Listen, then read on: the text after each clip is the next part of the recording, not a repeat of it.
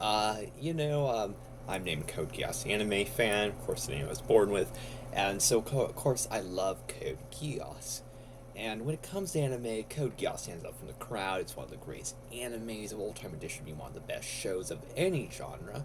Before I, watched it, I saw it had potential. However, I could never have predicted how great the series would be.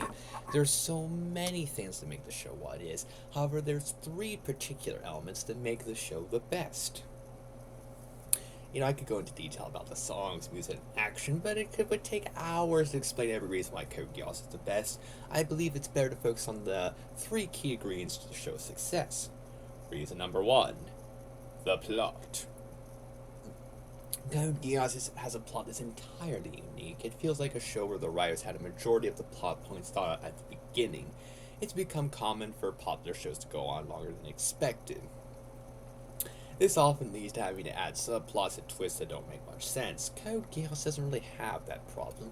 The show has two seasons. The reason for the small number of seasons wasn't due to a lack of popularity, it's because the show's storyline was resolved in season 2. It felt like the writers made the show last as long as it needed to without overstaying its welcome.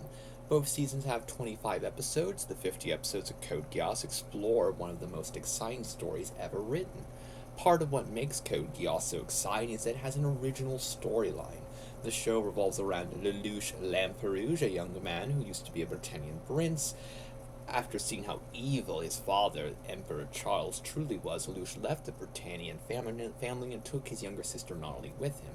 Nonnally was the only family member Lelouch could trust. Nonnally's had a rough life, but she wants the world to be a more peaceful place. Lelouch takes it upon himself to make Nonnally's dream a reality. He meets an elusive woman named C2 who gives him the power of Geass.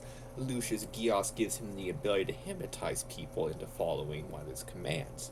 Lelouch uses his new power to rally against his evil family, and he becomes a costumed anti-hero named Zero, assembles a team called the Black Knights, and it consists of a bunch of young men, as well as Colin Stotfield, who's a classmate of Lelouch, who's secretly an expert pilot, and however, things aren't so simple. Lucius half-siblings, Princess Cornelia and Prince Schneider, are determined to bring Zero down. Worst of all, Lucius' childhood friend Suzaku Kurugi becomes his main rival on the battlefield. Like Lelouch, Suzaku wants to change Britannia. However, Suzaku has much different plans. Lelouch and Suzaku's conflicting plans lead to an intense rivalry that could jeopardize their friendship and the safety of the world. As much as I love classic good versus evil stories, Code Geass benefits from changing things up. Lelouch and Suzaku become rivals, but things aren't so simple. Lelouch isn't pure good, nor is Suzaku pure evil. They both have strengths and flaws. This makes their actions more interesting and suspenseful. On a similar note, the C2 and the Black Knights are fine on the side of good, but they have their own flawed attributes. Even most members of Lelouch's corrupt family have some moral values. Yes, they're villains, but they aren't the type of villains who want to endanger the world for money. They actually believe what they're doing will help the world. It's up to Lelouch to prove them wrong. Reason number two, the characters. Code Geass has a ton of characters. Normally, this might be a problem when shows have a giant cast. It's normal for interesting characters to be underdeveloped and ignored. Game of Thrones. While no show can develop every single character, Code Geass manages to give development and screen time to just about every major character. Lelouch is one of the most complex protagonists in all of fiction. Depending on who you ask, Lelouch could be seen as a hero, a villain, an anti-hero, or an unpredictable mastermind. Lelouch isn't as noble as your average protagonist, but every reason he takes has a reason behind it. He's not meant to be a role model to be imitated, but there are things to admire about him. Before Lelouch came along, the country of Japan was robbed of freedom and respect. Lelouch, who wasn't even from Japan, came around and became a symbol of hope for the country. The rivalry between Lelouch and his friend Suzaku is very sophisticated. They both want to stop Britannia, but they both have very different ways of going about it. And a lot of the heart of the show comes about between the bond between Lelouch and C2.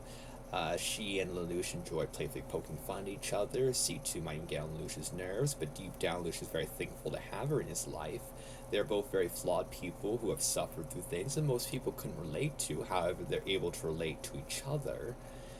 Some people will come and go from Lelouch's life, but C2 is the one person who decides to remain by Lelouch's side. Considering that she's immortal, it's the ultimate commitment. The villains of Code Geass are a unique group of baddies, and they're very fascinating and multi-layered, and there's a great variety of characters like Colin, the caring fierce mech pilot, Jeremiah, the most loyal person that any royal family could ask for. There's cute characters like Shirley, funny characters like Detard and Lloyd. It's amazing. And reason number three, the animation. Code Geass has the best animation I've ever seen for any show.